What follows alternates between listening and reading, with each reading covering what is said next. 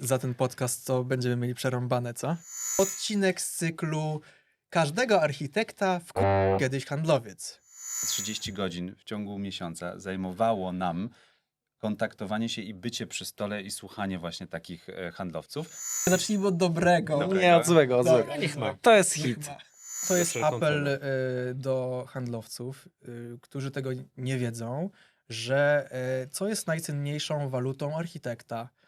Czas. Więc dlatego proszę się na nas nie obrażać.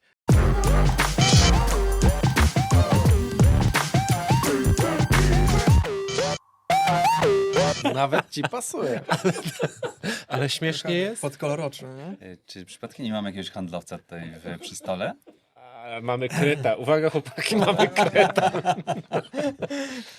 Za ten podcast to będziemy mieli przerąbane, co? Na bank. Już nikt nas nie odwiedzi. Nigdy. Ale to dobrze. No. Słuchajcie, cześć chłopacy. Cześć. To jest odcinek... Dzień dobry pan. Dzień dobry Państwu. Witam Czy serdecznie. można? Macie Witam. chwilkę? A Macie z czym pan chwilkę? przyszedł? Bo akurat przechodzimy w okolicy i postanowiłem wpaść tutaj do Was na ten podcast, bo mam kilka nowych produktów. do Ach, pokazania. to rzucam wszystko i Ale słucham. Czy my się umawialiśmy? Nie umawialiśmy się, ale byłem w okolicy. Ale przecież jesteśmy znajomymi. Ale my w biurze teraz jesteśmy zajęci i trzeba się Panie umawiać. Karolu, ten projekt, który robiliśmy ostatnio, no niestety nie wypalił i klienci u nas nie zamówili. No nie wiem. Bardzo przepraszam, to chyba muszę panu zapłacić coś, prawda? No wie pan co, naprawdę. A tak się staraliśmy. I co? I co my z tego mamy? Tyle próbek przywoziliśmy i mock-upów było. This is robionych. trauma talking. No i teraz jak ja się czuję w tej sytuacji? No ale to jest chyba dobry wstęp. No niezły flow Czyli to jest mieliśmy. odcinek z cyklu Każdego architekta kiedyś handlowiec. Kogo kiedyś handlowiec? Palec pod budkę. No niestety ja muszę w tą budkę wjechać. Ja no. nie myję palców, czego się dowiecie dzisiaj, więc no, nie wkładam. Ale to za chwilę. No. No dobrze, to jest nasz manifest do ludzi, którzy chcą rozmawiać z architektami, do handlowców, marketingowców i różnych interesantów, z którymi pracujemy Od wielu lat. od wielu lat, którzy pracują z nami. Trochę będzie roastu, nie obrażajcie się.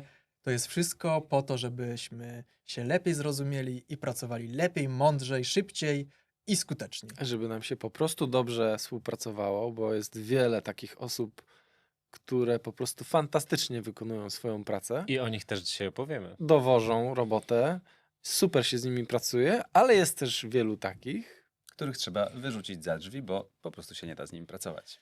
Tak. A temat podnosimy dlatego, że zorientowaliśmy się, że to jest temat taki trochę tabu, że nie wymieniamy się feedbackiem w tych naszych dwóch światach. Świat architektów, który w kuluarach dużo narzeka na handlowców.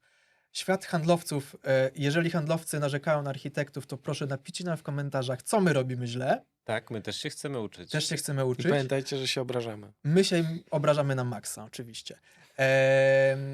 Natomiast tego feedbacku między nami jest mało, więc, a jest wiele rzeczy do poprawy. I chcielibyśmy, żeby to się po prostu zmieniło.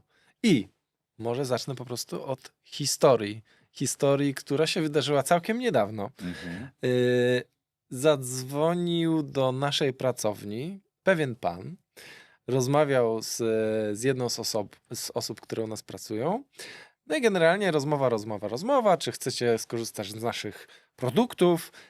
Tak, bardzo fajnie, prześlijcie nam maila z ofertą. Jak będziemy mieli czas, to się odezwiemy. No to dobrze, ale czy możemy się umówić na spotkanie? Jak będziemy mieli czas, to się odezwiemy. Mija tydzień, może 2. Nagle siedzimy sobie wszyscy w biurze przy wspólnym lunchu. Przy stole każdy ma tam wyciągnięte jakieś jedzenie, jedni śmierdzące jajo, a drudzy fantastyczną sałatkę. No i sobie jemy, opowiadamy różne rzeczy. I nagle jest domofon. Dzwoni domofon, odbieramy. Dzień dobry, ja przyszedłem na spotkanie. Ja pytam, a był pan umówiony? Tak, byłem umówiony. Z kim pan rozmawiał? Nie pamiętam, ale byliśmy umówieni dzisiaj na prezentację produktu. Ja mówię, hej, słuchajcie, i otworzyłem drzwi. Czy któreś z was dzisiaj się umówiało z firmą X na spotkanie? No nie, dzwonili, przedstawili nam swoją ofertę i my mieliśmy się odezwać, kiedy będziemy potrzebowali spotkania. Ta osoba dochodzi do drzwi, ja otwieram i pytam, ale przecież pan mnie oszukał. nie był pan z nami umówiony na spotkanie. No tak, ale ja już tutaj przyszedłem i mam produkty, bo mieliście odpowiedzieć i nie odpowiedzieliście. Mówię, teraz jemy lunch, dziękuję uprzejmie, do widzenia. No i to jest taka historia, która się powtarza i to jest wasza najświeższa historia, bo to jest Tak. z niedawna. To jest historia z jutra.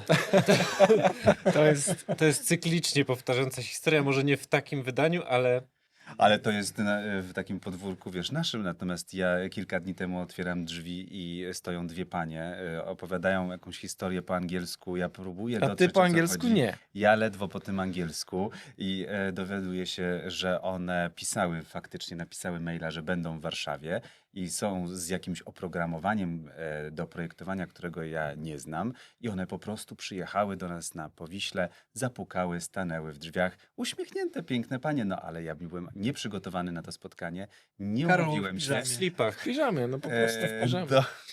Ja Więc- tak jestem No musiałem niestety, ale odesłać, ale z czystym sumieniem, tak jak ty, bo to jest No, właśnie ten słuchajcie. błąd, który bardzo często handlowcy i marketingowcy zapominają i popełniają ten błąd.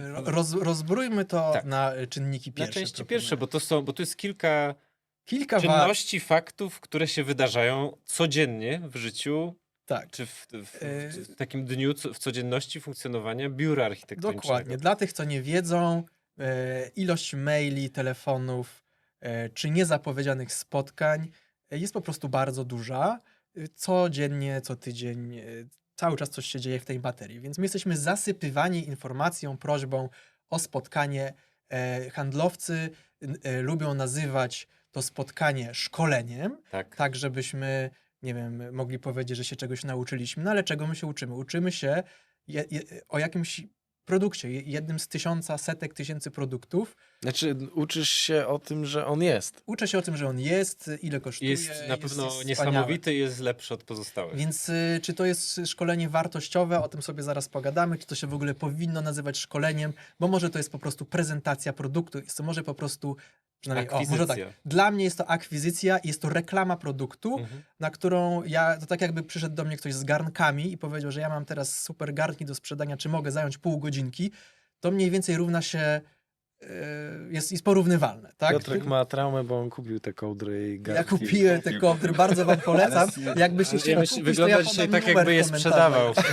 No ale No, wyszło na słuchajcie. tym, że Piotr wpuszcza właśnie tych Interesantów. i no jakby już przechodząc do faktów, policzyliśmy to, co powiedziałem ostatnio w rolce, że 30 godzin w ciągu miesiąca zajmowało nam kontaktowanie się i bycie przy stole i słuchanie właśnie takich handlowców bez konkretnego powodu. Okej, No, a jak ale to to się, jak to jest- się u was odbywa? Bo nie wszyscy dzwonią do drzwi, ale większość po prostu dzwoni telefonem. Tak. Tak. Macie telefon stacjonarny? Mamy. może? Okej, i założyliście go, zakładam, w zasadzie po to, żeby, Żeby odbierać nie, telefon od handlowców. żeby nie dzwonili do was prywatnie, prawda? No tak, telefonu naszych prywatnych na stronie internetowej Mhm. nie ma. Jest ten jeden telefon i rzeczywiście na ten telefon bardzo często dzwonią dostawcy i reklamodawcy i wtedy co? My musimy sobie z tym poradzić. Znaczy Mhm. mamy Gosię, naszą menadżerkę, która broń Boże nie pasjonuje się odbieraniem telefonów z propozycjami handlowymi, na które musi codziennie odpowiadać.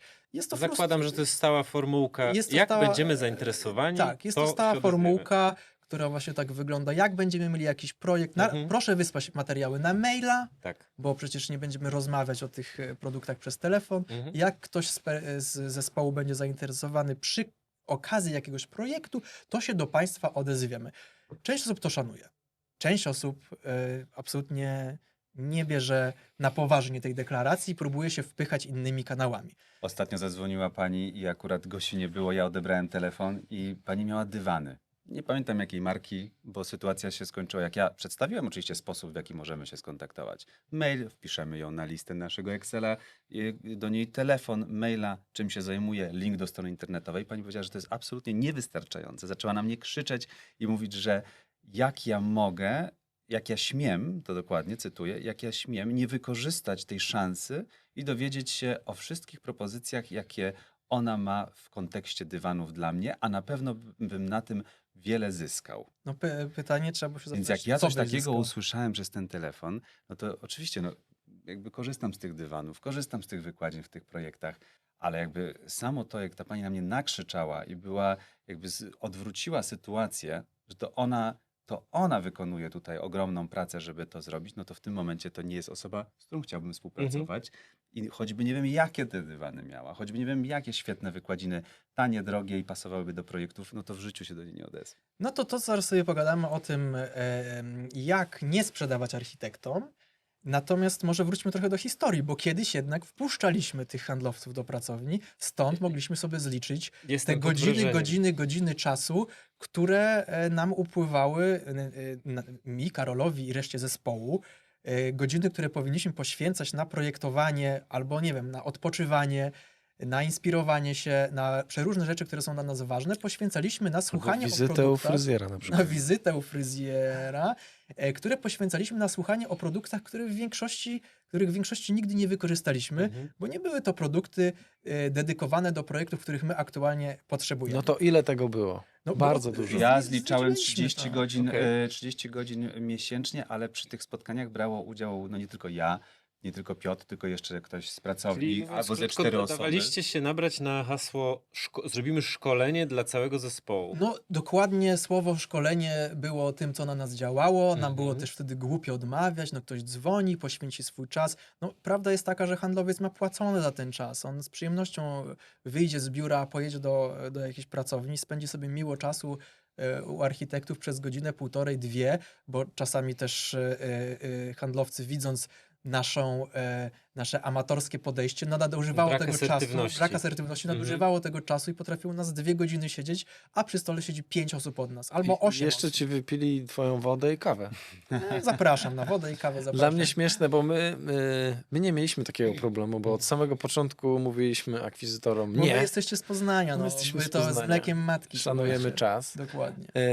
Natomiast dla mnie śmieszne zawsze jest to, jak taka osoba, która chce się przedstawić i z nami pogadać, dodatkowo jeszcze proponuje wyjście na lunch.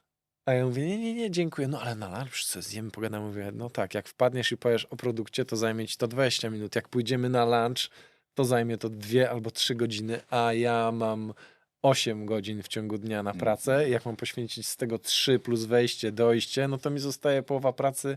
A jesteś Eee, zmęczony. Połowa dnia i będę pracy. zmęczony i jeszcze się obiem. No tak. No to, Także to ale wcale- Są, ale to są te konkrety, gdzie jak dojdziesz do tych konkretów, że nawet takie jedno spotkanie, które nie jest konkretnie pod ten projekt, który robisz, albo pod twoją potrzebę teraz, no to jest mega, mega dużo czasu. A takiej osobie się wydaje, "Łe, no przecież jeszcze sobie dobrze zjesz. Okej, Tak. czyli krótko mówiąc, doszliście i my doszliśmy do tego, że nie lubimy, jak się marnuje nasz czas. No i bo chyba- my nie chcemy tego czasu No i marnować chyba to za jest wszelką apel cenę. do handlowców, którzy tego nie wiedzą, że co jest najcenniejszą walutą architekta? Czas. My Czas, jesteśmy bardzo zajęci, mamy kupę roboty, projekty są bardzo czasochłonne i energochłonne. Nasz czas i nasze skupienie jest mega, mega, mega cenne. Więc dlatego proszę się na nas nie obrażać, bo naszą pracą nie jest słuchanie o produktach, naszą pracą jest robienie świetnych projektów, spotkania z inwestorami, robienie koncepcji, jeżdżenie na budowy. Na to poświęcamy czas. Okej, to, Kropka. to w tym procesie, jakie czy macie, bo wszyscy odpowiedzcie, jakie macie oczekiwania w tym procesie od właśnie takich handlowców? czy Jak to powinno przedstawicieli? wyglądać? Jak to powinno No wyglądać? właśnie, opowiedzmy może o konkretnych, dobrych nie przykładach. mówię o samej formie sprzedaży, jaka nas interesuje, bo to jest powiedzmy na chwilkę później, ale rozumiem, że skoro chcecie się skupiać na projektowaniu, to po prostu przychodzi taki moment, zakładam, że to może być etap koncepcyjny, nie wiem, początek, środek, koniec, albo już projekt wykonawczy, kiedy wy po prostu widzicie, że potrzebujecie pewnego produktu i wtedy chcecie mieć partnera, z którym możecie to skonsultować. Jak na przykład firma Najlepsze Dywany albo najbardziej kolorowe dywany.pl ma się skontaktować z Koralem. Kolorowe Gdy dywany Koral- z Gdy Karol szuka najbardziej kolorowego dywanu. No teraz, w 2026 roku, oczywiście jest to internet i to jest pierwsze, co robię, tak? Jakby, jak już mam temat, wiem, czego szukam, no to jest internet i to ja tak naprawdę się kontaktuję do tej firmy. Muszę znaleźć szybko kontakt do osoby odpowiedzialnej i mam nadzieję, że jak najszybciej do mnie oddzwoni. Jeżeli tam się zapisałem ostatnio, szukałem drzwi, napisałem w tym całym zgłoszeniu, formularzu i czekałem na ten kontakt od tej firmy. No to się udało i rzeczywiście mam teraz ofertę już na stole, taką jaką potrzebowałem. Więc wtedy to jest dla mnie właśnie to, ja wychodzę troszkę z inicjatywą, ale oczekuję, że cała platforma internetowa i całe social media będą tak zbudowane, że jak ja tylko dam sygnał, jakikolwiek, czy nawet na Instagramie, czy mailem, Po prostu to kiwniesz moment, palcem, tak? kiwnę palcem. No to Cyfrowym może to źle palcem. brzmi, ale pamiętajmy, że my mamy w jednym projekcie na przykład 50 marek. I przecież to Ja nie ściemnia. znam tyle marek, Karol. 50, ja sobie Nie tak ma czasami chodzi o Nie ma te tyle. pieniądze niemieckie stare. 50 dostawców, 50 różnych producentów, których my musimy troszeczkę znać, żeby w ogóle wybrać, że na przykład wybieram ten Blackwood z Swiss Chrono, albo wybieram te tkaniny od Davisa, bo dlatego są takie, a nie inne. I ja wtedy, jak tylko ja kiwnę palcem, to muszę bardzo szybko dostać No dobrze. wsparcie. Czyli tak naprawdę widziałbyś odwrotne działanie, czyli nie to, że handlowiec czy osoba reprezentująca daną firmę przyjeżdża do ciebie, opowiada, pokazuje, zabiera cię na lunch, to ty nie chcesz, żeby ona te swoje 2, 3, 4 godziny, bo czasami to jest inne miasto, marnowała na to, żeby tobie opowiadać, tylko ty wolałbyś, żeby ta osoba w momencie, kiedy zostawi namiar, prześle swoją stronę internetową, która jest fajnie podana i ma na przykład, nie wiem, gotowe tekstury, Na przykład. albo prześle ci dobrze przygotowane próbki materiałowe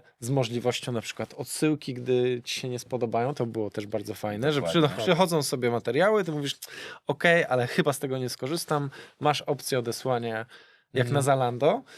Odesłania, ale a nie Bardzo wyrzucania. rzadkie, Tak, bardzo bardzo rzadkie. rzadkie. To by było fajne, ale druga rzecz jest taka, że ty wolałbyś, żeby on tobie poświęcił ten czas na skonkretyzowanie, skupienie się na projekcie. Czyli na przykład zrobiłeś fantastyczne dywany, najbardziej kolorowe na świecie, bo tak. A jak ty widziałeś szukasz- ten projekt, to jeszcze NDA Widziałem. jest na to. I Chciałem to widzieć.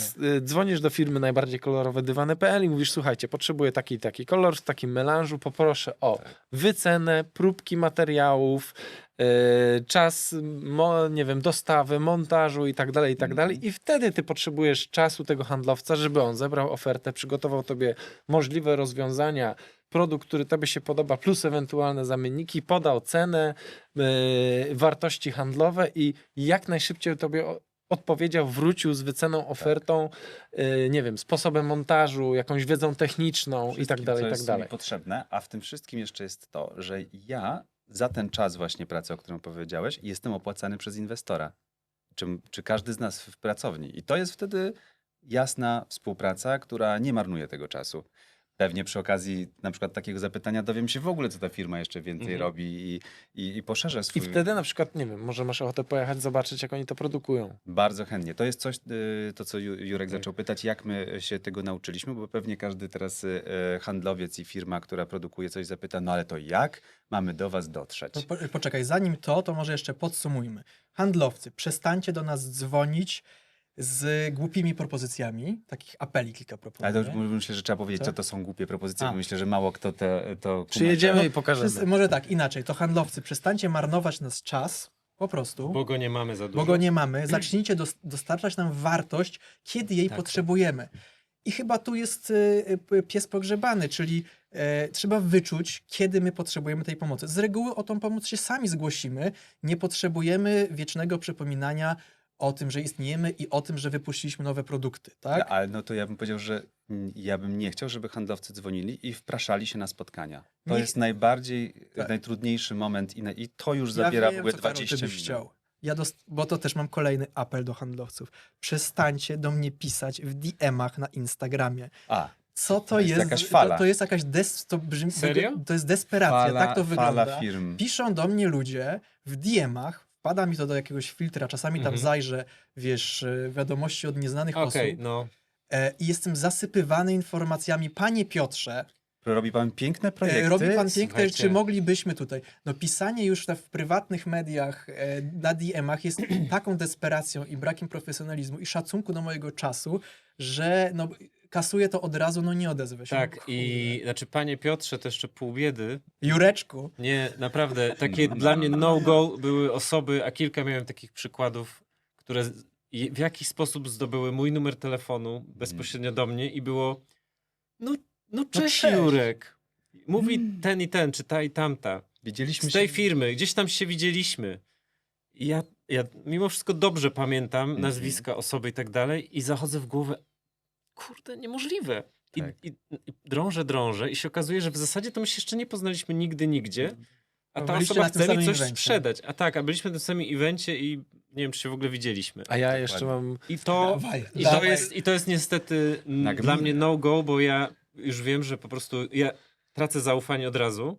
Mhm. Każdy z was, jak was słucham i o tym mówicie, jesteście stawiani, może już teraz Niekomfortowy. skóra jest grubsza, ale kiedyś czuliście się niekomfortowo, bo musicie odmówić. No wiesz, szczególnie to jak byliśmy, dzwonienie- jak byliśmy młodzi, jak zaczynaliśmy, No. mieliśmy, wiesz, 20 parę lat. Ja jestem dzwoni młody do cały mnie- czas. Dzwoni do mnie, nie wiem, jakiś pan, jakaś pani, dużo starsi ode mnie, z jakiejś firmy, chcą mi zrobić szkolenie, dzwonią do mnie osobiście, no mi było głupio odmówić, nie umiałem tego robić, ale to też mam anegdotę. apel do młodych projektantów i projektantek, no bądźcie asertywni, to jest wasz cenny czas, a nie przestrzeń, nie billboard, nie jesteście billboardem na reklamie. Mam anegdotę z czasów, kiedy byliśmy jeszcze młodsi Mhm. niż teraz. Byliście kiedyś? Absolutnie. Byliśmy młodsi, Kurde.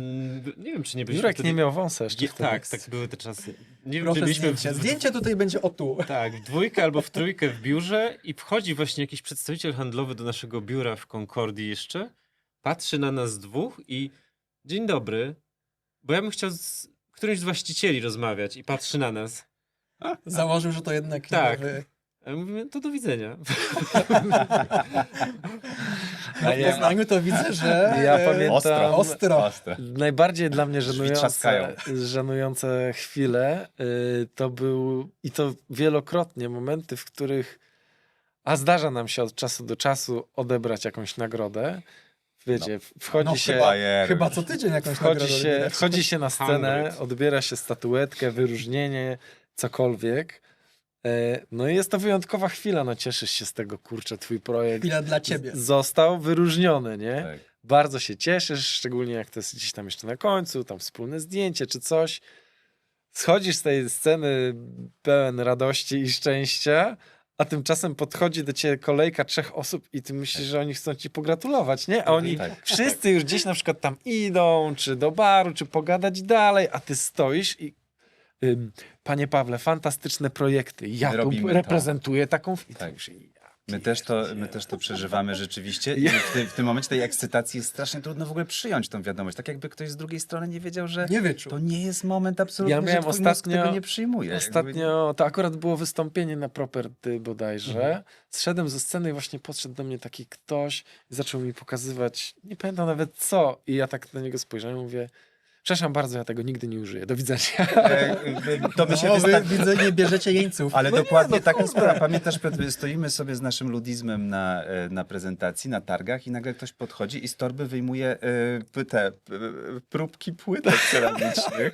No bo też jesteśmy No, projektem, też dopadł mamy nas Nokę. w zupełnie innym I kontekście. ja nie wiedziałem, jak musiałem mam się tylko wiedzieć, zachować, co z tymi czy- płytkami czy Czy ceramicznymi Ludizm zrobić. jest sponsorem tego podcastu, że tak Ludizm jest rzucacie tą sponsorem nazwę? całego waszego Ludwik jest dobrego sponsorem życia w mentalnym Polsce. i duchowym tego podcastu. A no przecież sernik dzisiaj kupił. Tak.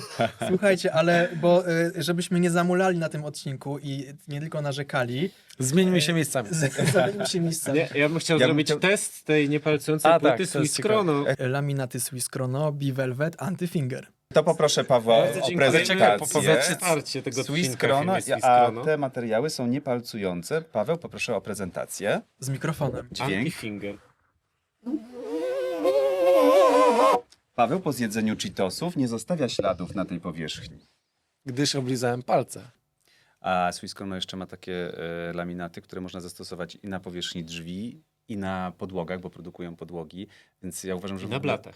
I na blatach, więc Swiss Chrono idzie trochę tak za naszymi projektami trochę, które... Potrzebami projektowymi. Potrzebami, gdzie my chcemy, że na przykład drzwi się unifikują ze ścianą, a potem jeszcze ta ściana przechodzi w podłogę, a potem jeszcze w mebel, więc oni mają wszystkie te produkty w tych samych wykończeniach i można stworzyć taką całą komnatę drewnianą albo w jakimś jednym kolorze, który można zastosować na wszystkich płaszczyznach. No i jak widać, ten Antifinger mają całkiem fajne kolorki. No, Paweł sprawdził. Dziękujemy. Mogę jeszcze raz? Dziękujemy Swiss Chrono. Czyli świetny materiał dla wszystkich fanów Total Look.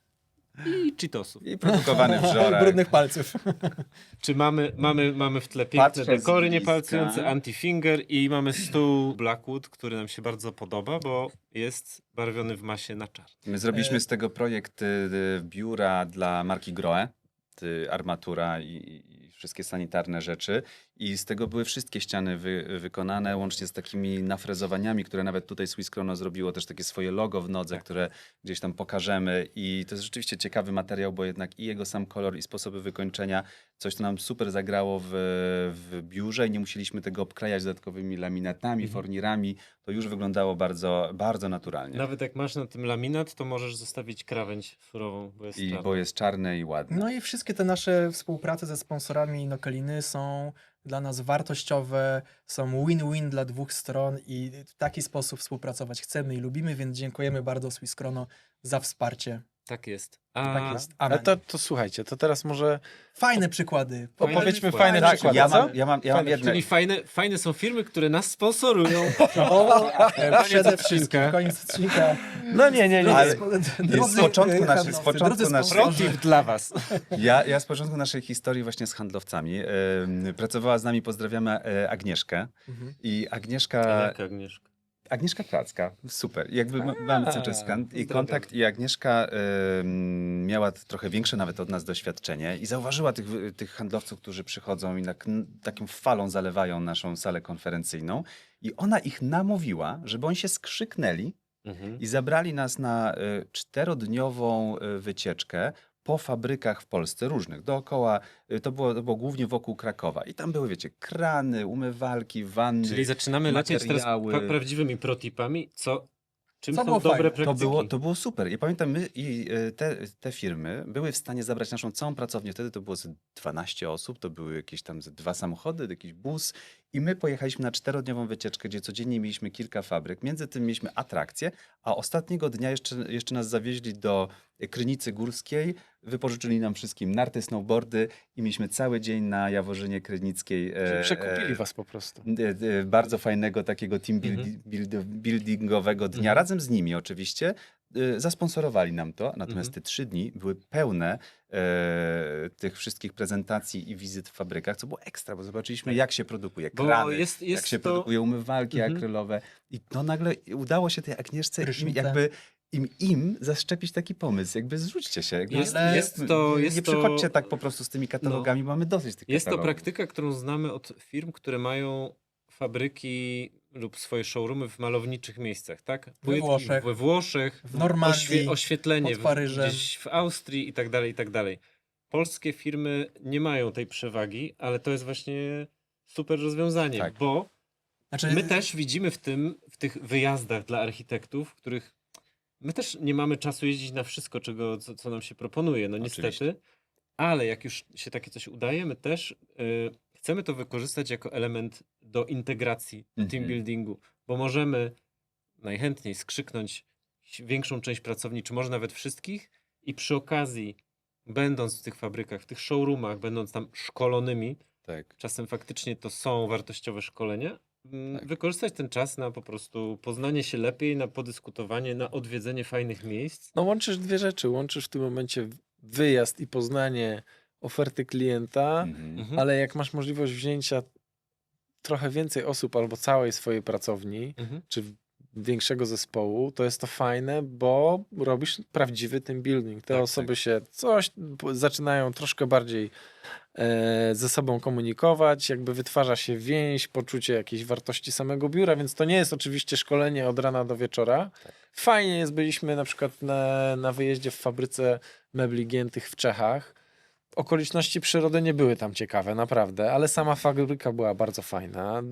Myślę, że skorzystaliśmy z tej wiedzy, a przy okazji w czasie wolnym naprawdę udało się ze sobą porozmawiać, pogadać, coś na co nie ma czasu normalnie, codziennie w biurze, nie? Więc jest to Dokładnie. taki Ani często element... budżetu, żeby też zorganizować Dokładnie. dla całego biura wyjazd. Już nie wspomnę o takich wyjazdach, które wspominamy do dziś, 3 Days of Design w Kopenhadze, albo wiadomo, Mediolan.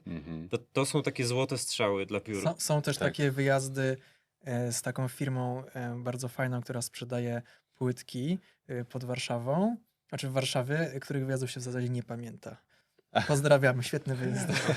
Nie no, oczywiście, słuchajcie, jesteśmy przy wątku wyjazdów, ja tu mam jeszcze kilka, chciałem to podsumować No właśnie, bo jak i to dodać jest kilka z rzeczy. wyjazdami możesz dodać, a ja bym chciał takie biznesowe, jak to No jest z tymi właśnie. wyjazdami, bo jednak my też poświęcamy nasz czas, czyli na przykład te 4 dni, no to przecież my z Piotrem, będąc właścicielami pracowni, musieliśmy zapłacić każdemu naszemu projektantowi, całemu zespołowi za każdy dzień pracy. No tak, prawda? tak. Na Jakby to czy tak my nikt nie patrzy, Na nie? to nikt nie nikt nie patrzy, Bo tak. przecież wyjedziemy na ten wyjazd i co? No i ludzie mają wziąć urlop? No Właśnie, nie. tak, No nie, jak? To nie jest wspólnota dla nikogo, więc ja na przykład czasami handlowcom też nawet mówię, że Uświadamiasz to. uświadamiam, że to spotkanie to jest 4 godziny. Każdy z naszych pracowników zarabia taką stawkę godzinową, więc łącznie tak naprawdę, gdyby chcieli zapłacić za to spotkanie, to proszę bardzo, to jest wycena, to jest oferta na to spotkanie. Trzeba sobie zdawać sprawę z tych kosztów, bo to jest w jakiś sposób oczywiście wartość, jeżeli to szkolenie, ten wyjazd jest wartościowy, ale to też jest koszt dla pracowni. Tak. I nie to mówię, trzeba że sobie z tego zdać sprawę,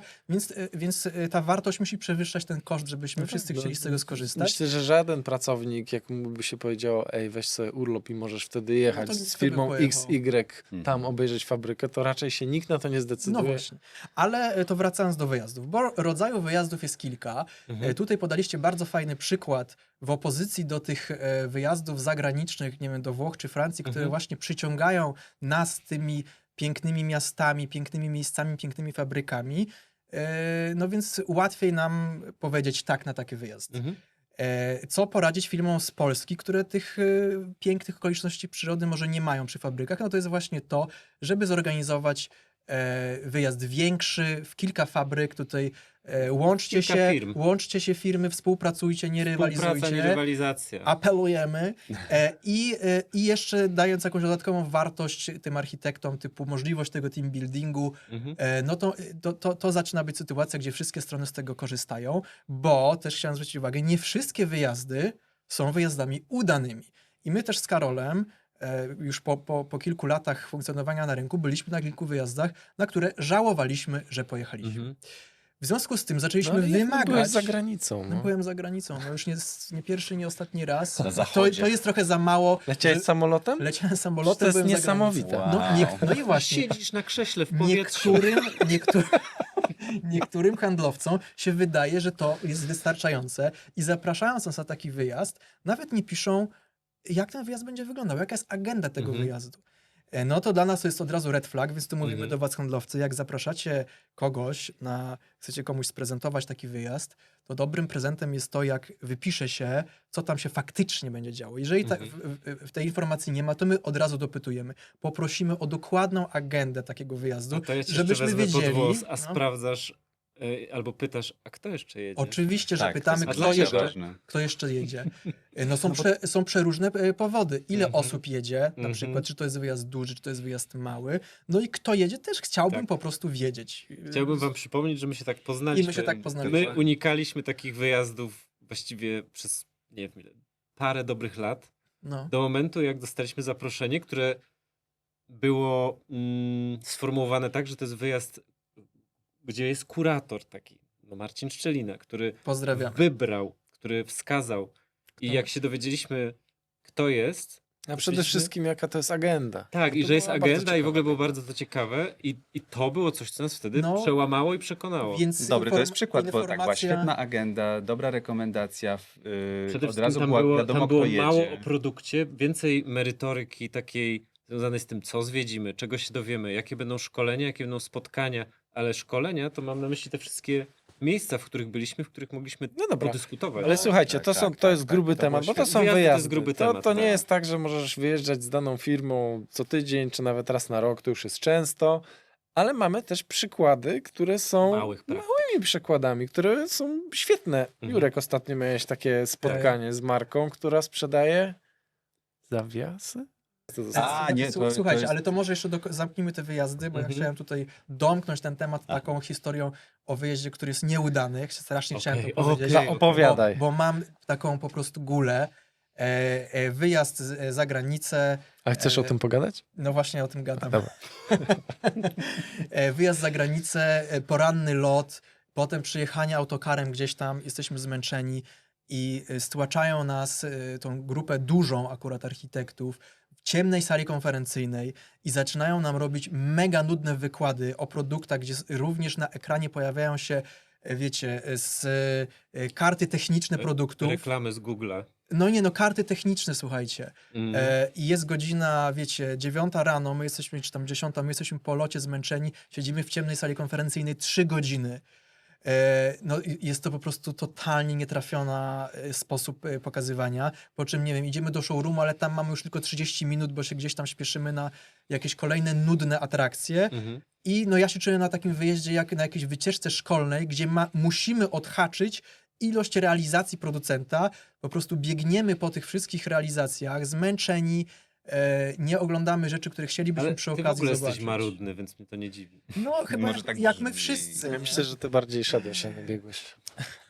Czyli znaczy tak, powiem, no, zgadza się. żeby was zabierać na takie I zrobiliśmy jeszcze, pamiętam, po tym wyjeździe feedback oczywiście dla tej firmy. Poprosili nas o Nawet feedback. poprosili. I to Zrobiliśmy jest ten super. feedback, ale tak naprawdę wiemy, że się tam nic nie zmieniło i też dowiedzieliśmy się, że ten feedback to wcale nie trafia tam do Okej, nikogo. w To już ogóle było najgorsze. To powinien być feedback. Mówiliśmy o tym w odcinku o klientach, żeby Tak. klientom też dawać feedback.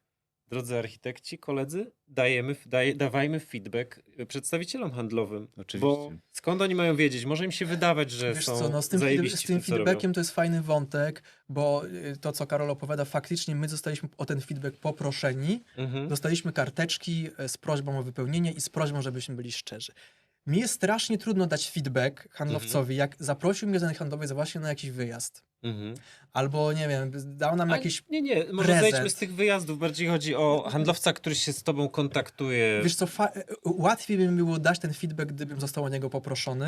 Mhm. Czasami czuję się niezręcznie z daniem takiego feedbacku nieproszony, szczególnie jak ktoś robi dla mnie coś specjalnie i nawet jak to jest nietrafione. No próbuję to robić, ale też nie czuję tej swobody Mhm. po drugiej stronie.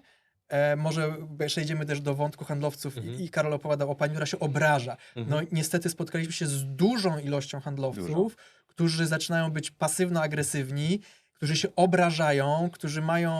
Ale to jest spalony... Oczywiście kontakt. jest to spalony, zostaje to głęboko w serduszku. Więc może jest to troszeczkę... No nie zawsze jest mi łatwo dać na przykład taki feedback handlowcom. No Zależy dobra, od mamy sytuacji. wyjazdy. Teraz Mamy skupmy wyjazdy. się może na pozytywach, co? Pozytywne. Nie no, wyjazdy są pozytywne, jak praktyki. są dobrze zorganizowane, to są świetne. Tak. Z takich małych, dobrych praktyk, które ostatnio mi się bardzo spodobały, to zresztą to jest to, co mówiliśmy, tak? My chcemy jakąś wartość poza tym, że poznamy produkt.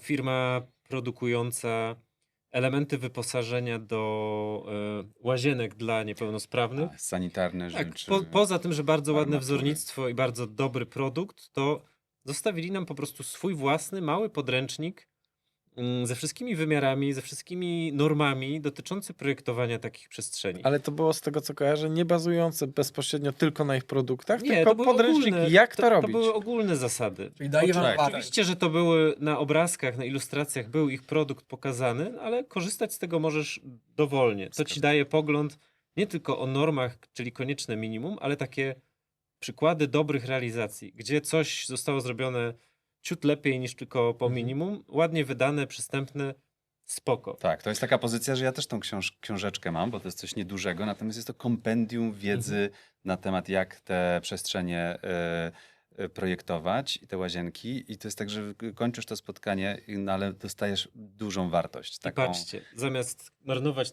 tę samą kasę i tą moce przerobowe drukarni na ulotki, które lądują w koszu, można zrobić coś, co ma merytoryczną wartość i jest realną pomocą dla Może to troszkę wychodzi z całego marketingu firm, który też tak naprawdę fajnie, gdyby się radził troszkę nas, jakby co my... Na czym zależy? Czego Zapraszamy, potrzebujemy. zapraszamy z chęcią czego poradzimy. naprawdę I potrzebujemy. chyba stąd wypływa tak naprawdę nasz pomysł, żeby zrobić taki webinar i szkolenie dla Tak. handlowców, dla marketingowców, producentów, którzy są wokół nas, a ich jest bardzo dużo. To ja od razu zaproszę wszystkich handlowców do subskrybowania kanału. Siebie. Subskrybujcie. A, siebie, no tak, to Ja dzisiaj w założył roli. taką Tak. gadżet. Kolejnym takim Gadżet, małym o. elementem, który nas pozytywnie zaskoczył i myślę, że to jest do zrealizowania przez wiele firm, szczególnie na rynku warszawskim, to było na przykład zaproszenie nas na kuratorskie oprowadzenie na wystawę w Poznaniu akurat Andy'ego Warhola. Tak.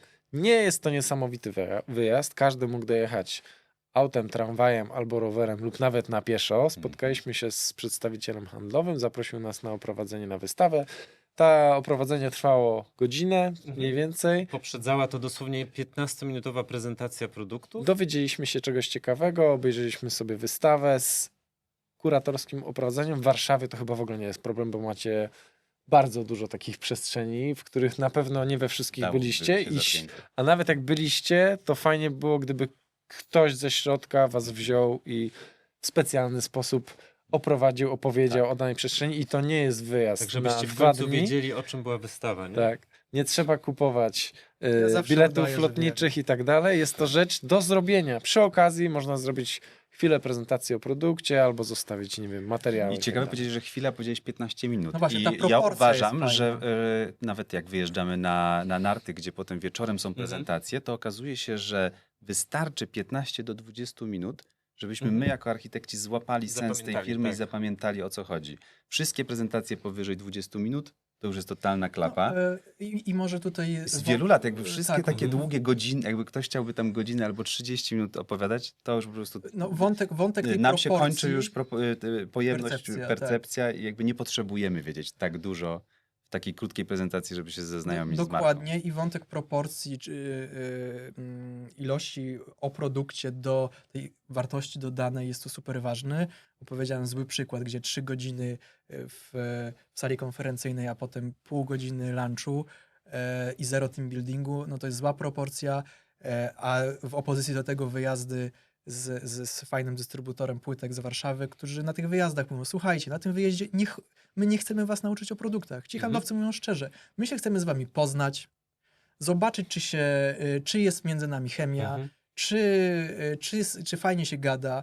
W ogóle i nawet to mówią, słuchajcie, chrzanić te prezentacje, chrzanić te produkty, chcecie kończyć, idziemy. Poznajmy się. I ja uważam, że to jest firma, której chyba najlepiej idzie w Warszawie. I z którą pracujemy. Z którą tak? pracujemy i którą uwielbiamy, bo się poznaliśmy, bo są autentyczni, bo są szczerzy, nie ma tam Bo ściemy. pracujecie z ludźmi, a nie z Pracujemy marką. z ludźmi i ten wątek pracy z ludźmi, którzy trochę słuchają ciebie i rozumieją twoje potrzeby, no jest kluczowy. To nie chodzi o wciskanie produktu i szkolenie o produktach. Jak ja będę potrzebował szkolenia, to ja się o nie zgłoszę, Tak, bo właśnie Ale z niego uważam, że właśnie korzystam. my, jako architekci, którzy są jakimi generalnymi projektantami, właśnie tak jak powiedziałem, mamy 50 marek w jednym projekcie, my nie możemy nawet mieć tych szkoleń. To o to chodzi, No że tak. jakby nasz mózg tego nie pojmie i jakby I my nie kalendarz. jesteśmy, kalendarz, nie jesteśmy specjalistami, bo gdybyśmy robili, nie wiem, chociaż jakby była taka specjalizacja, że wy robicie tylko biura duże, nie? Albo że robisz tylko mieszkaniówki No to się powyżej otrzaskasz, 20 tak. tysięcy metrów kwadratowych, no to masz jakąś taką wąską linię tych wszystkich produktów, 4 producentów okien, 2 producentów farb, tynku i koniec, i otrzaskasz się. Ale w tej naszej profesji, takiej trochę designerskiej, trochę, że projektujemy od biura, aptekę, coś Dom, medycznego, tak. dom prywatny, to po prostu nie ma szans, żebyśmy my w ogóle No tych nie. te Zapoznali się Ale z technologiami. Ja mam na przykład kolejny przykład, przykład osoby, która z nami współpracuje od dawien dawna. Jest to Michał, który jest dystrybutorem de facto oświetlenia. Nie? Tak zwanym oświetleniowcem. Oświetleniowcem. I my współpracujemy z nim już bardzo długo. Nie wiem, czy nie jest 12-13 lat. Mhm. I jakby on nie miał, tak zakładam, może miał, ale nie miał, zakładam, od początku środków, żeby zabierać nas na wyjazdy, organizować nie wiadomo jakie szkolenia. On po prostu fantastycznie wykonywał swoją robotę. To znaczy, w momencie, w którym my byliśmy na etapie projektów wykonawczych, doboru oświetlenia, wysyłaliśmy do niego projekt i cały czas to się dzieje. Dostajemy od niego w zamian obliczenia oświetleniowe, czyli rozłożenie, no wiecie jak Tak, wygląda projekt oświetlenia, obliczenia, dobór opraw, ewentualne zamienniki, jeśli to są na przykład oprawy techniczne na jakieś tańsze, droższe, doradztwo, jeśli chodzi o, nie wiem, barwę światła, co gdzie powinno być, w jakim miejscu. Jest super responsywny, bardzo szybko to na nas robi.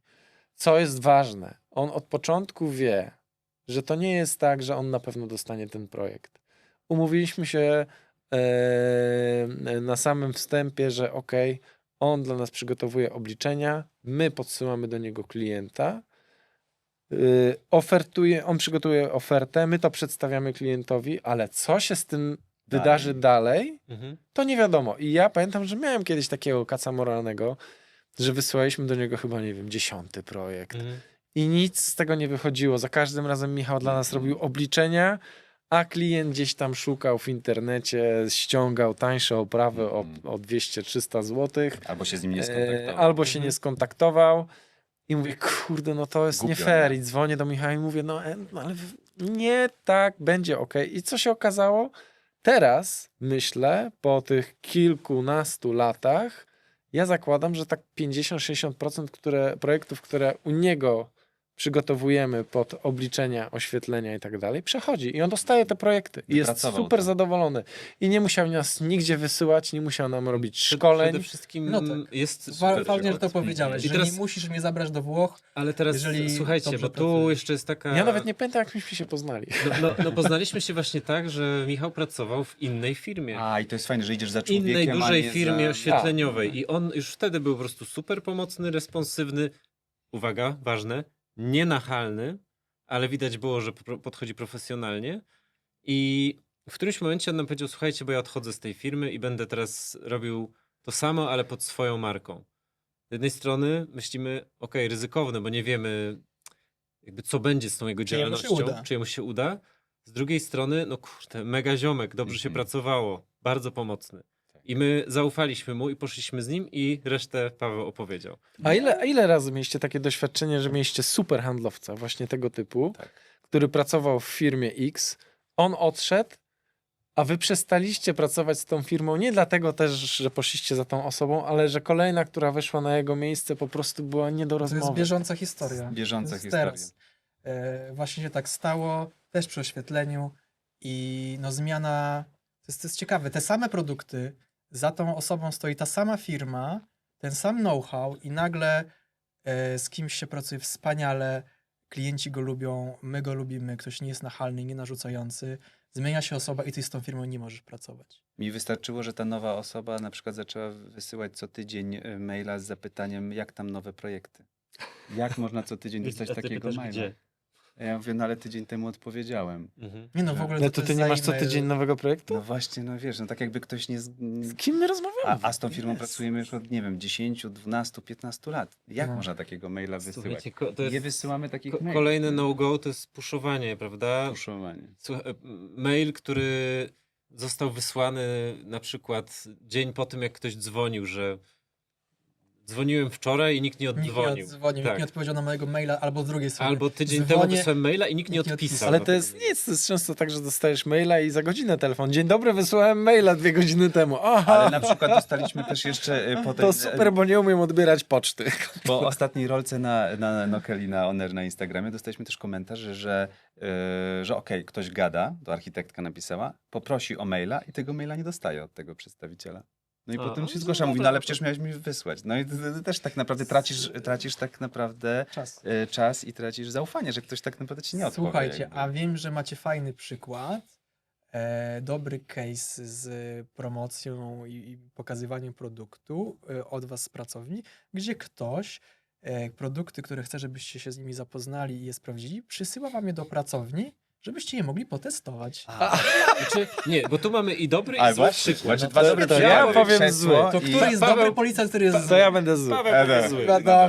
To jest po prostu hit. Ale to czekaj, zacznijmy od dobrego. Dobra. Nie, od złego, od Dobra, złego. niech ma. To jest Niech hit. ma. Pewnego dnia dostajemy do biura paczkę. Ogromną paczkę i wszyscy się dziwią, co jest w środku. Otwieramy, a w środku jest krzesło. Już myślałem, że przedstawiciel handlowy. Na krześle. Nie, w środku jest krzesło.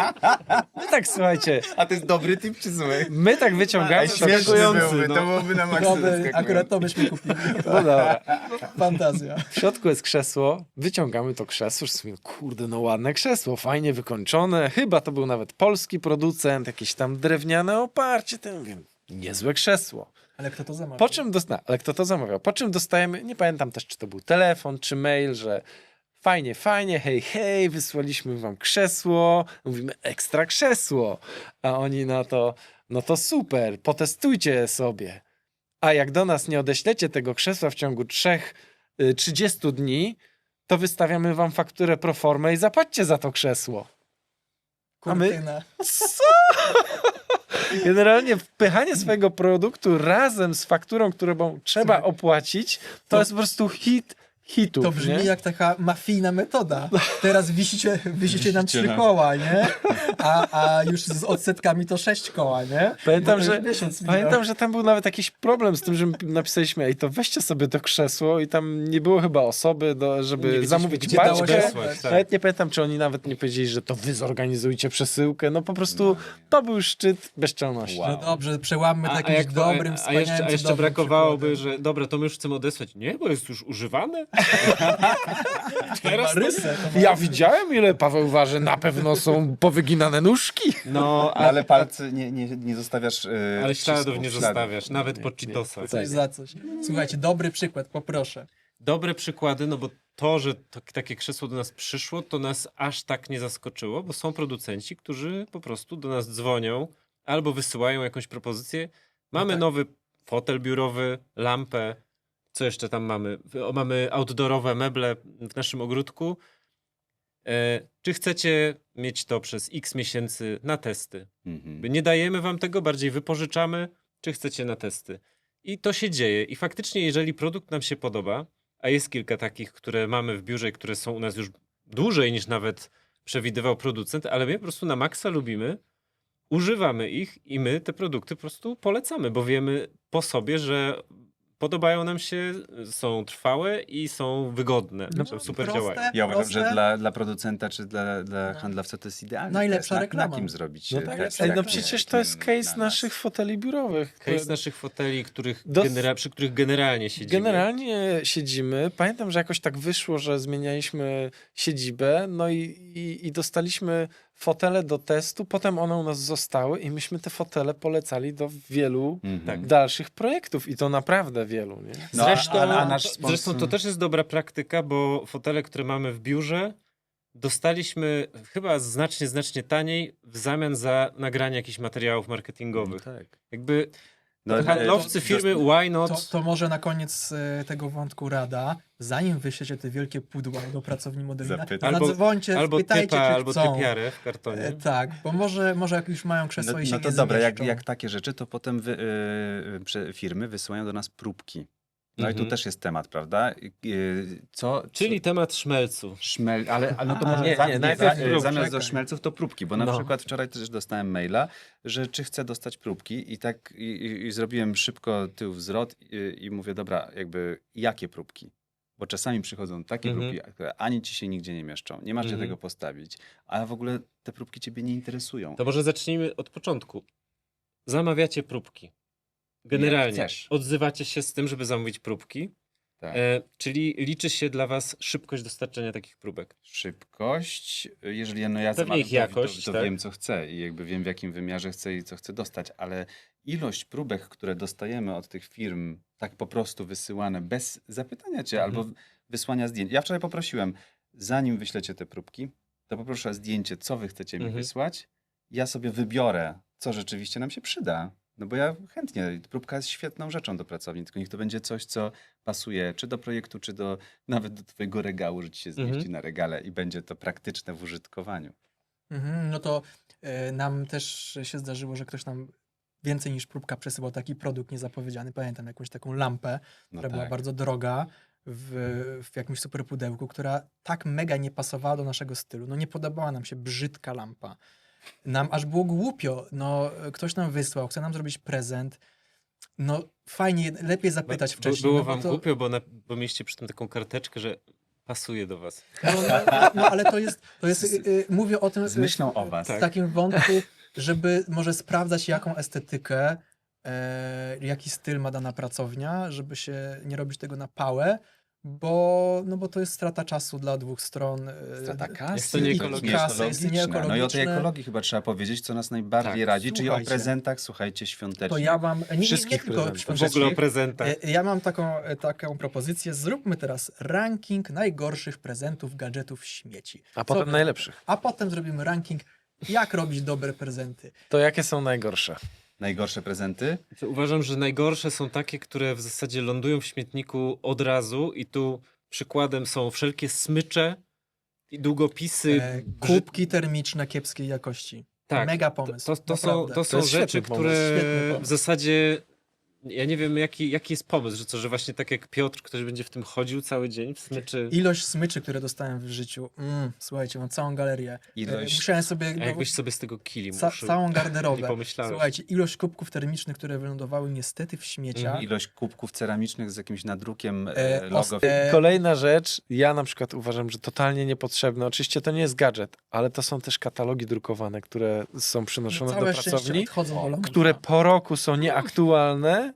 No, Wystarczyłoby zrobić fantastyczną stronę internetową. Tak. I my co roku zamawiamy tego Big Baga Mhm. i on jest wypełniony katalogami. Ale ja mam Wyobraźcie tutaj, sobie, to jest ten e, Big Bag wypełniony katalogami. mam To tutaj jest pewien totalny plot bezsens. twist a propos To tych, jest jakiś tych raper. gadżetów. Ale to E, czekajcie, to tylko dwa padły. Kubki i smycze. Na przykład uwielbiam takie tanie plecaki z temu z solwentowo nadrukowanym logiem sponsora. Takie, które pachną taką gumą, że Pachnie nie tak, wiesz jak że- coś z tym Bo zrobić. Kalendarze? o was już krążą, Kalendarze. o was już krążą takie opinie, że wąchacie klej, więc może ci już sprzedadzą takie plecaki. Wąchamy kalendarze. Znaczy, wiecie co, no ja rozumiem, że są dobre intencje, natomiast ja mam ogromny dysonans, bo to jaki firma chce ci wręczyć prezent, no świadczy o kulturze organizacyjnej tej firmy. No po prostu tak jest, koniec, kropka. I ja mam mega dysonans, jak jestem na prezentacji jakiejś firmy, Mhm. która w pierwszym zdaniu mówi o ekologii. W zeszłym roku nasza fabryka 20% mniej generuje CO2, a tutaj oszczędzamy. Ślad Ślad węglowy. węglowy.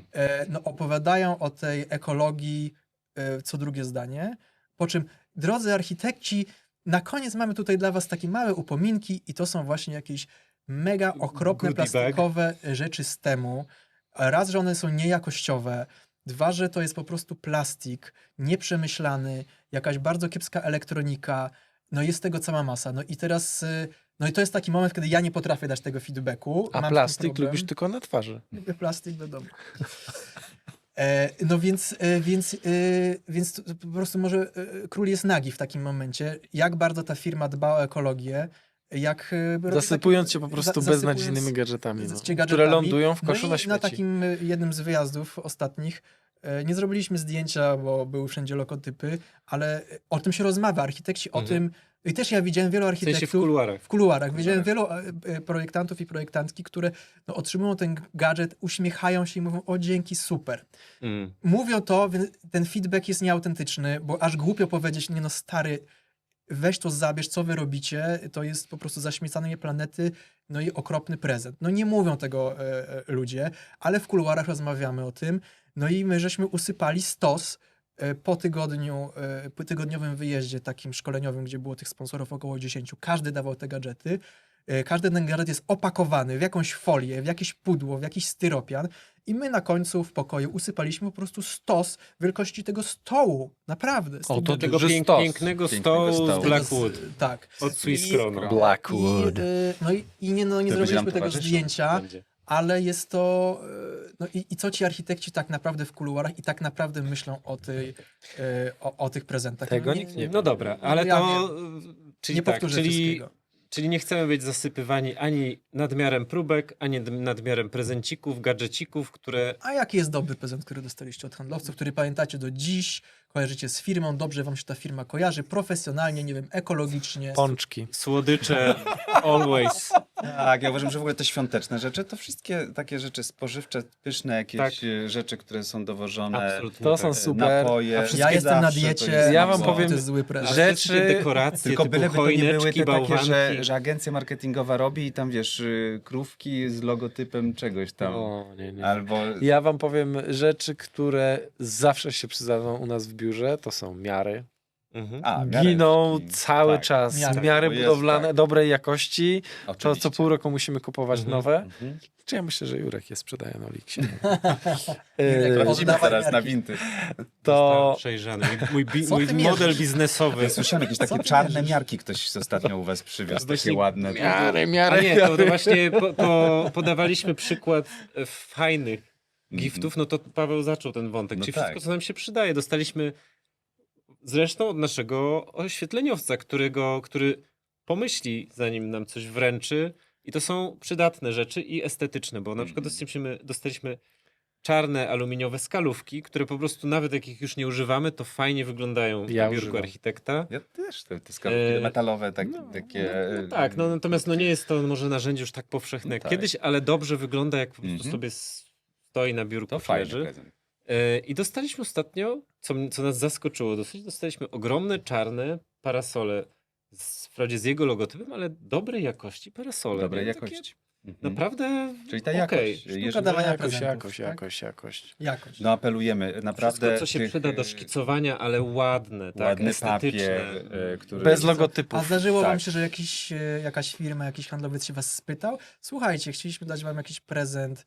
Co byście chcieli? Mogą być miarki, mogą być parasole, a może coś innego. Nie. Ktoś się was kiedyś spytał? Nie, jedynie w przypadku wypożyczania produktów do biura to wtedy się pojawia pytanie, czy chcecie, a tak, no to jesteśmy raczej stawiani przed faktem dokonanym, co to jest. Prezentów się nie odmawia. No nie odmawia No, się. nie zgodzę się z tym, absolutnie się z tym nie zgodzę.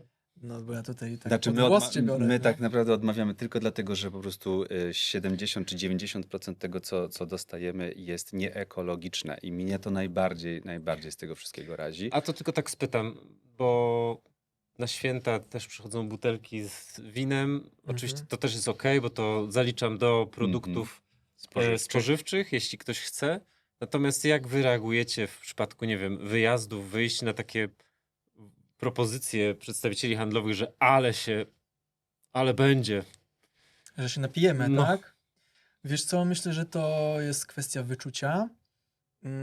Są handlowcy, są momenty, gdzie to jest jest to przedstawione w fajny sposób, a są sytuacje, które są no, bardziej jak w klimacie polskiego wesela.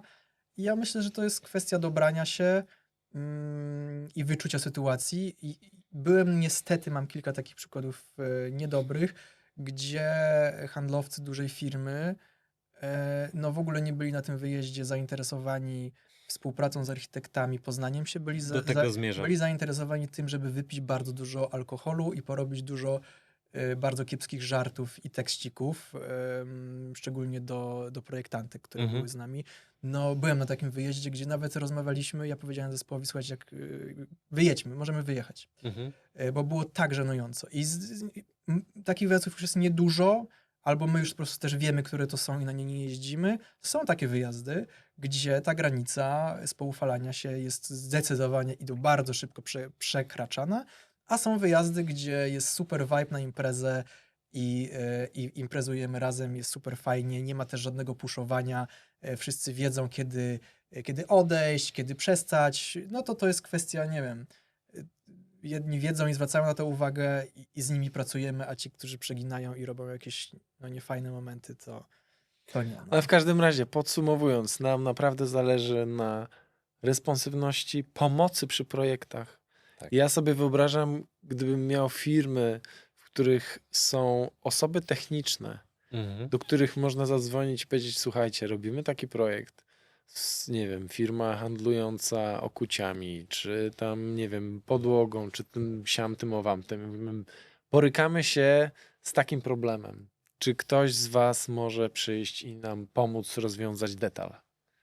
Nie wiem, pomóc trochę z konstrukcją jakąś. Może na przykład podpowiedzieć coś z przepisami. Jakby taka realna pomoc jest to rzecz, którą my potem chcemy odwzajemnić. I ja zakładam, że jeśli ktoś mi pomaga w czymś, policzy oświetlenie, pomoże technicznie, jest bardzo responsywny, nie wiem, zaproponuje zamienniki jakieś, bo czasami trzeba poszukać tańszej alternatywy i zrobi to dobrze, nie? Czyli szukamy płytki, nie wiem, beżowej z czymś tam, z tygrysem, czy tam pomarańczowej do tygrysa, no to zaproponuje naprawdę fajne kolory i No tak, że postara trafi. się, trafi. To jest super. To jest osoba, dla której jestem w stanie się odwdzięczyć, albo dla której mam po prostu taki, no, którą chcesz pracować. z którą I chcę powalczysz pracować, o nie? to, żeby ona miała... Dokładnie. No i początkiem w ogóle takiej pomocy jest zajebiście działająca strona. Tekstury, modele 3D, wszystko powinno hulać, Tak. żebyśmy my nie musieli tracić czasu na to, żeby szukać tego, czy tam zapisywać się gdzieś, albo czekać na dostęp, albo cokolwiek. Ofertowanie też jest super Ofertowanie ważne. też jest super Szybkie ważne. ofertowanie, przygotowanie oferty, która dokładnie odpowiada na to, czego my potrzebujemy, co jest niefajne, a w sumie tego nie poruszyliśmy, Mhm.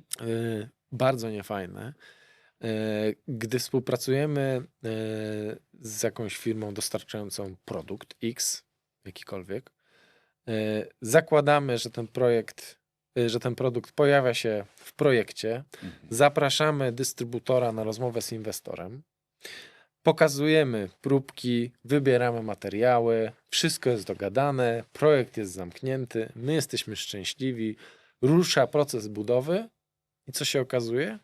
Że ta osoba, która sprzedaje dany produkt, kontaktuje się na własną rękę z inwestorem i zaczyna zamieniać materiały na inne produkty ze swojej kolekcji, czego czasami dowiadujemy się na końcu przy realizacji.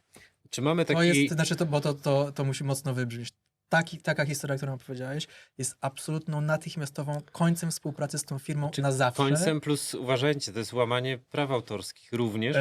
Ale to To wam jest- się zdarzyło? Nam się zdarzyło? Nam się zdarzyło. Nam, to nam, nie się, jest- nam się nie- zdarzył hardkorowy przykład, który pokrótce Mhm. przedstawię. Bo To, to był... warto powiedzieć, bo to jest chyba jakiś największy grzech Tak. handlowca, złamanie zasady To znaczy- współpracy i granie do wspólnego celu, którą jest jakość projektu, którą prowadzi architekt. Tak, tu ponieważ no, nie rzucamy nazwiskami ani nazwami firm, ale chciałbym przestrzec przed osobą, która po pierwsze wbiła do nas do biura bez zapowiedzi, Skutecznie. czarując bardzo skutecznie, mega sprzedawca, jeśli chodzi o gadkę, szmatkę. Przedstawiając swoje portfolio produktów dosyć znanych, prestiżowych marek, które może dostarczyć taniej, które jakby bierze w całą realizację pod swoje skrzydła i jakby nie dość, że super marki, super brandy włoskie głównie, to korzystając z nich jeszcze dowiezie od A do Z pod klucz całość. No i dobra, no wyglądało to super. Po czym, jak to co Paweł powiedział, jak już nawiązał kontakt z inwestorem, z którym go połączyliśmy, okazało się, że I po zakończonym projekcie. i oczywiście tak, rozmawialiśmy, kiedy już nasz projekt jest zakończony, zamknięty, ewentualnie niektóre marki, czy tam od kamienia, czy od armatury podmienialiśmy, ale okej. Inwestorzy do nas mówią, że słuchajcie, ale ten człowiek zaczął nam wysyłać swoje wizualizacje, w których pozmieniał wasz projekt tak, żeby jeszcze więcej swoich produktów umieścić.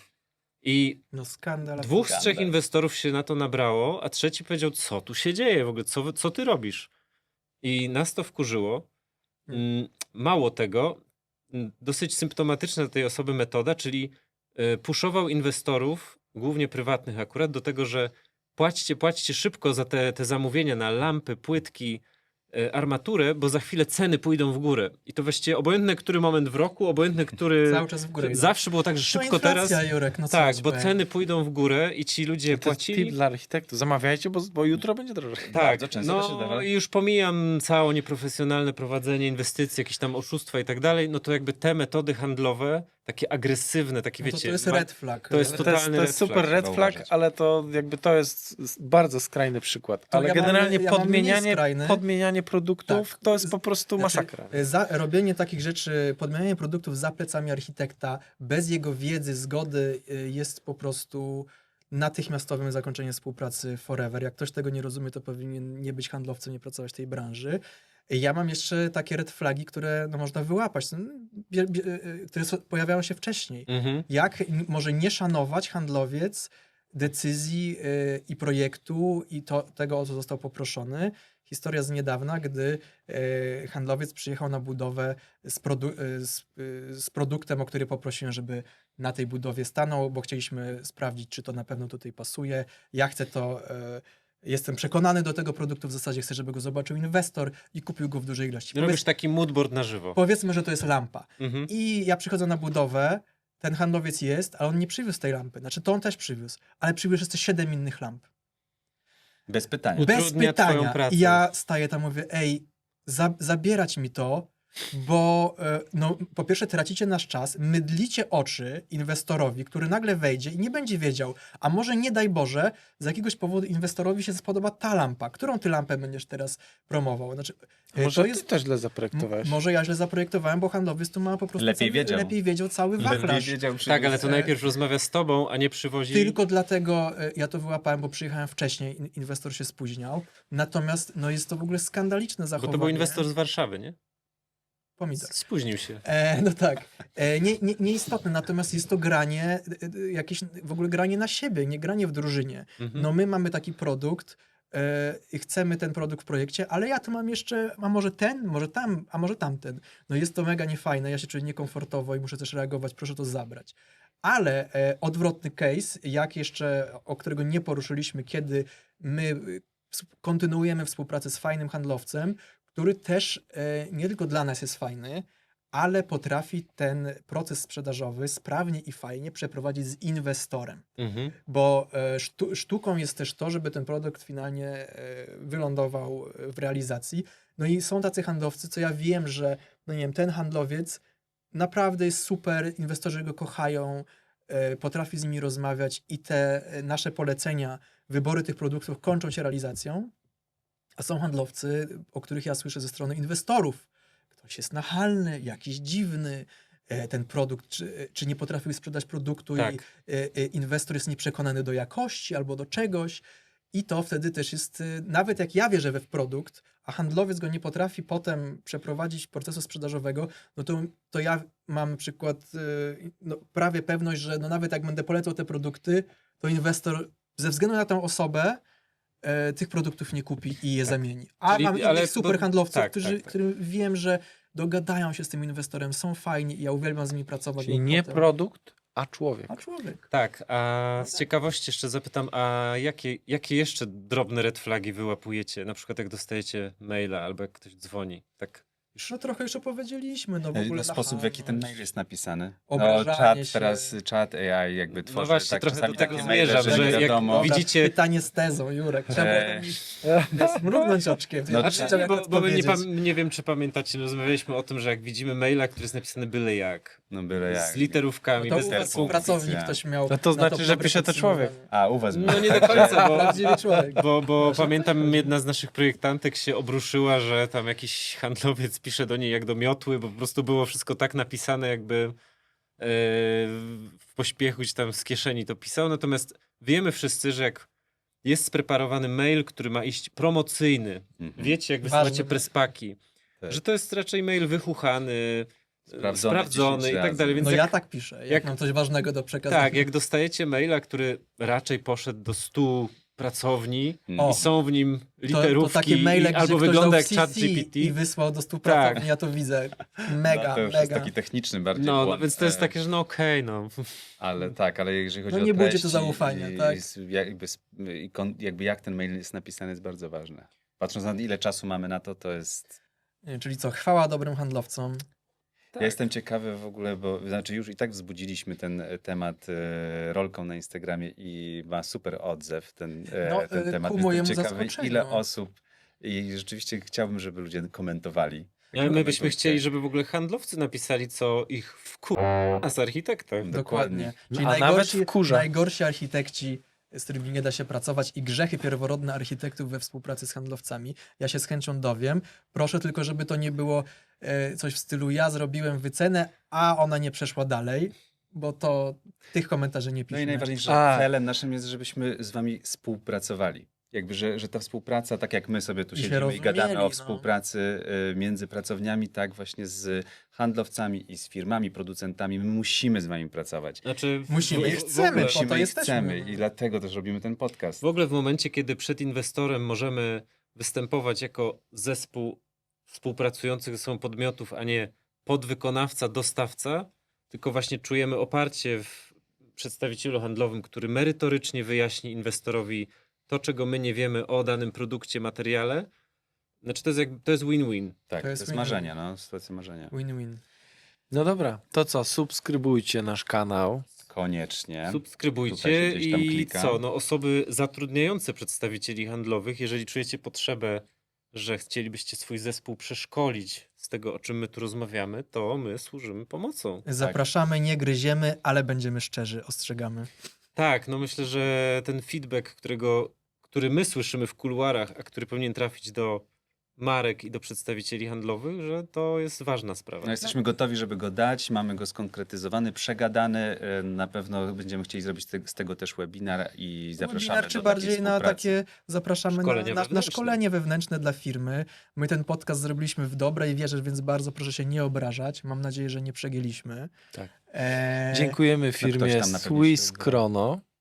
O, Swiss Dziękujemy Chrono. Swiss Chrono za to, że mamy stół Blackwood, że Paweł mógł przejechać palcem po niepalcujących HPL-ach. Niezmiennie dziękujemy Edycie Paul I firmie Rechał. I Rechał. w firmie Rechał. Oraz Davis za tą cudowną kurtynę, która z odcinka na odcinek jest tylko piękniejsza. Oraz producentowi balonów, że szybko wymienił literkę Q na O. Bo chciałem powiedzieć, że Karol pękł literkę. Karol Nie wiem, czy było Bang widać. Balon. Nie wiem, No czy i też było widać oczywiście- na poprzednim odcinku, że jeden był pęknięty. Wielkie dzięki dla Poczta Work Podcast Place oraz Studio. Place Studio. Nauczyłbyś się, to już jest, nie wiem, 8 odcinek, który tu nagrywamy. Co? Jak się nazywa to To ja poznańskie nie pamiętam, studio. jak ty masz na imię. Nie no, dzięki chłopaki i widzimy się w kolejnym odcinku. Też będzie pewnie ostro, także zapraszamy. Nie obiecuj, nie obiecuj. Może kiedyś będzie nieostro. A, Te ja mam dorany na sobie przyłóż. Karola kurtkę, jeśli ktoś nie zauważył. Jeśli ktoś chce kupić. Dziękuję, Nie. dziękuję, dobranoc.